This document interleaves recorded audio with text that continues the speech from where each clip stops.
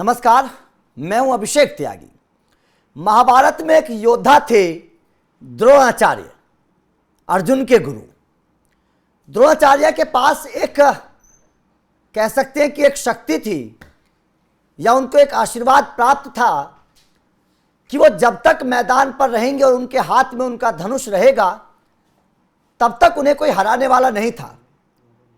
कितना भी बड़ा योद्धा हो पृथ्वी पर, द्रोणाचार्य के हाथ में अगर धनुष है तो उनको कोई परास्त नहीं कर सकता था। अर्जुन को इस बात का पता था कि द्रोणाचार्य के हाथ में जब तक धनुष है उनको पांडव कभी नहीं हरा पाएंगे और पांडव इस धर्म युद्ध में हार जाएंगे। उसके बाद किस तरीके से द्रोणाचार्य का वध किया गया, अश्वत्थामा के नाम से किस तरीके से युधिष्ठिर ने वो बात कही और श्री कृष्ण ने फिर आखिर में शंख बजाया। द्रोणाचार्य को लगा कि उनका बेटा अश्वत्थामा मारा गया और द्रोणाचार्य ने अपना धनुष जमीन पर डाल दिया और फिर द्रोणाचार्य का वध कर दिया गया। अब यह कहानी बीजेपी के एक योद्धा के ऊपर सटीक बैठती हुई नजर आती है। यह वो योद्धा है द्रोणाचार्य की तरह जो जब जब जिस चुनाव में जाता है बीजेपी को चुनाव जिताता है। इस योद्धा का अगर हम परसेंटेज देखें, जीत फीसदी देखें तो बड़ा कमाल का है। नाम है धर्मेंद्र प्रधान। धर्मेंद्र प्रधान वो शख्स है या वो रणनीतिकार है जिसने बीजेपी को ऐसे ऐसे राज्यों में जीत दिलाई है जहां पर उम्मीद नहीं थी। हरियाणा चुनाव उसका सबसे बड़ा एग्जाम्पल है। बिहार में जिस तरीके से बम्पर बहुमत मिला, इसकी भी चर्चा खूब हो रही है।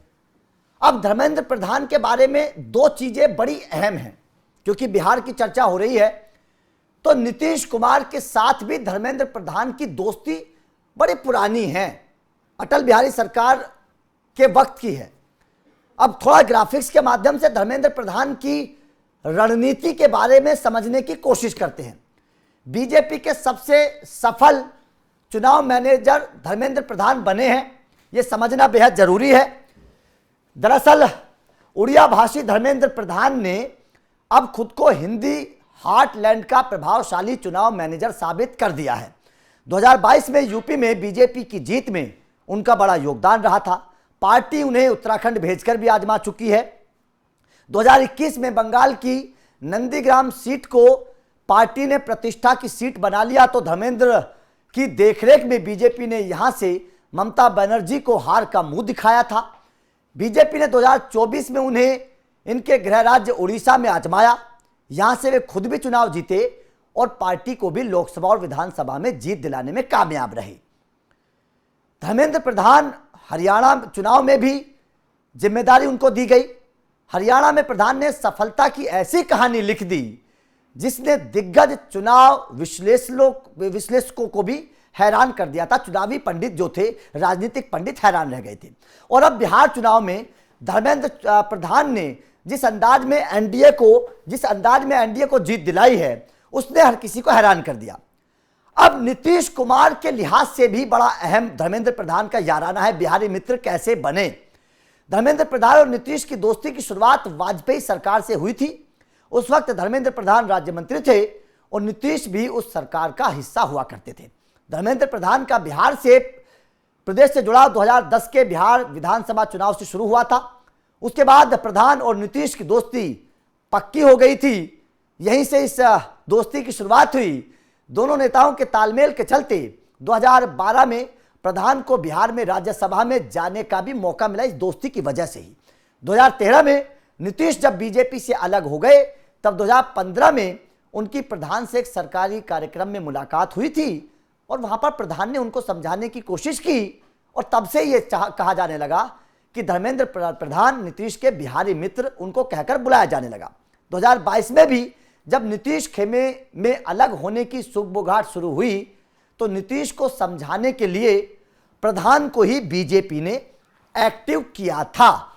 तो मतलब साफ है, आप समझ सकते हैं कि धर्मेंद्र प्रधान बीजेपी के वो योद्धा हैं, जब जब बीजेपी पर मुसीबत आई या मुश्किल घड़ी आई तब तब धर्मेंद्र प्रधान जो हैं वो बीजेपी के पालनहार बनकर सामने आए और मुश्किल हालात में धर्मेंद्र प्रधान ने बीजेपी को जीत दिलाई है। हरियाणा चुनाव उसका सबसे बड़ा एग्जाम्पल है। सबसे बड़ा एग्जाम्पल हरियाणा चुनाव है, क्योंकि हरियाणा चुनाव में किसी को उम्मीद नहीं थी कि बीजेपी को जीत मिलेगी। कांग्रेस बड़ी दमदार थी, एंटी कंबेंसी थी, किसान आंदोलन का एक असर नजर आ रहा था और यह कहा जा रहा था कि जाट वर्सेस अदर कास्ट जो था, क्योंकि बीजेपी ने जाट मुख्यमंत्री का चेहरा सामने नहीं लाया था, नायब सैनी जाट समुदाय से नहीं आते हैं, तो यह भी एक मुद्दा था।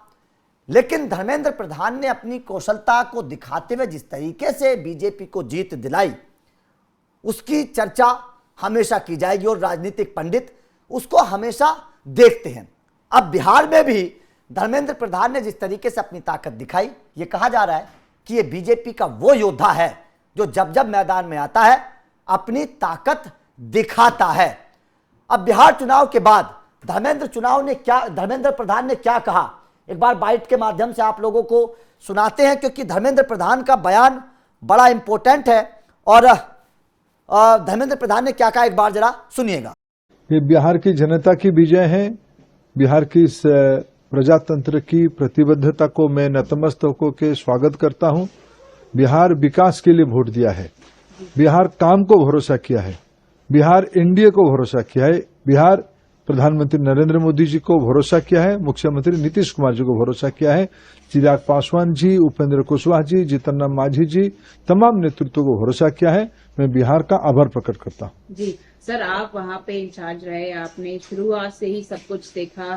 क्या शुरुआत से इतने बड़े फिगर्स की एक्सपेक्टेशंस थी? क्योंकि बिहार में जनता का रुझान जो रुख था वो तो बीजेपी की तरफ ही था, लेकिन जो फिगर्स थे वो क्या आप एक्सपेक्टेड थे? आपने सही कहा, डे वन से एस एनडीए की पक्ष में था, लेकिन धीरे धीरे कैंपेनिंग जैसे बढ़ा, जिस प्रकार से प्रॉपर कोऑर्डिनेशन और स्मूथनेस एनडीए के अंदर हो गया, सब लोग एकजुट होकर लड़े चुनाव को।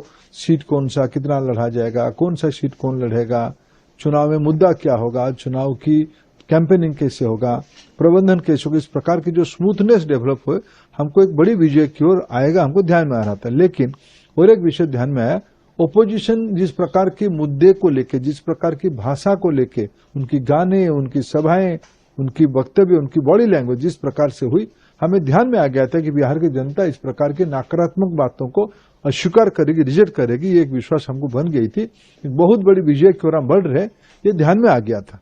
जी, एक आखिरी सवाल। पीएम ने आज स्पीच में संबोधित करते हुए बोला कि बिहार में जिस तरह से जंगल राज था उसको उखाड़ फेंका वहां की जनता ने एनडीए को वोट करके, अब बंगाल में भी इसी तरह से होगा। साथ ही ये भी बोला कि बंगाल में भी जो है अब इसके बाद बंगाल की बारी है। स्वाभाविक, देखो, हमें प्रधानमंत्री जी ने कई साल पहले एक विषय कही है, पूर्वोदय करना है। जब तक पूर्वी भारत विकसित नहीं होती है तब भारत विकसित नहीं हो पाएगा। हमारी पूर्व भारत की बिहार, बंगाल, उड़ीसा, झारखंड, पूर्वोत्तर राज्य सब हमारी पूर्वोदय की हिस्सा है। हमारी दायित्व बनती है बंगाल की जनता को विकास की रास्ते पे ले जाना है, वहां विकास करवाना है, लोगों की कल्याण करना है। जो देश में आज एनडीए कर रही है, प्रधानमंत्री की विजन जिसमें इंप्लीमेंट हो रहा है, उस विजन को हमें बंगाल तक भी ले जानी है।